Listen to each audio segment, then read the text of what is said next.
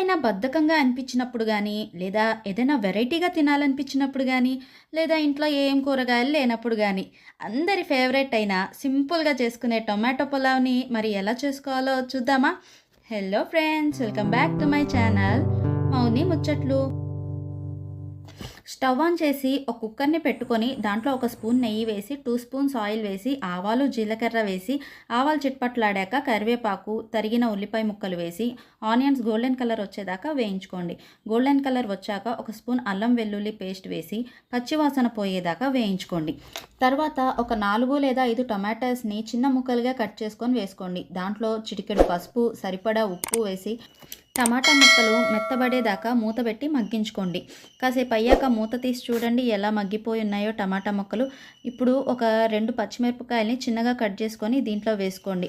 ఆ టమాటా పులుపులో పచ్చిమిరపకాయలని కాసేపు వేగనియండి. మగ్గనిచ్చాక దీంట్లో ఒక స్పూన్ ధనియాల పొడి, ఒక స్పూన్ జీలకర్ర పొడి, ఒక స్పూన్ గరం మసాలా అండ్ మీకు టేస్ట్కి తగ్గట్టు కొంచెం కారం వేసుకొని ఆ మసాలాలన్నీ బాగా పట్టేలాగా కలుపుకోవాలి. ఒక 2 నిమిషాలు మసాలాలన్నీ వేయించుకున్నాక ఒక చిన్న గరిటె పెరుగు వేసుకొని ఆయిల్ పైకి తేలేదాకా వేయించుకోవాలి. మీకు పెరుగు ఇష్టం లేకపోతే స్కిప్ చేసేయండి. చూడండి మూత పెట్టి 2 నిమిషాలు వేయించుకున్నాక పైకి ఎలా నూనె తేలుతుందో ఈ టైంలో మనం ఒక 15 నిమిషాలు నానబెట్టిన బియ్యాన్ని వేసుకోవాలన్నమాట. వేసుకొని మొత్తం మిక్స్ చేసుకోవాలి. బాగా మిక్స్ చేసుకున్నాక నేను ఒక గ్లాస్ బియ్యం తీసుకున్నాను. ఒక గ్లాస్ బియ్యానికి 2.5 గ్లాసులు వాటర్ పోసుకున్నాను అనమాట. వాటర్ పోసుకున్నాక టేస్ట్కి సరిపడా కొంచెం సాల్ట్ వేసుకొని ఒక హాఫ్ స్పూన్ నెయ్యి వేసి తరిగిన కొత్తిమీర వేసి కుక్కర్ మూత పెట్టేసి 3 to 4 విజిల్స్ వచ్చేదాకా ఉంచి స్టవ్ ఆఫ్ చేసేయాలి. సో ఒక 10 నిమిషాలు ఆగాక కుక్కర్ మూత ఓపెన్ చేసి చూస్తే మన టమాటా పులావ్ రెడీ. చూడండి చూడ్డానికే ఎంత బాగుంటుందంటే తింటే ఇంకా బాగుంటుంది.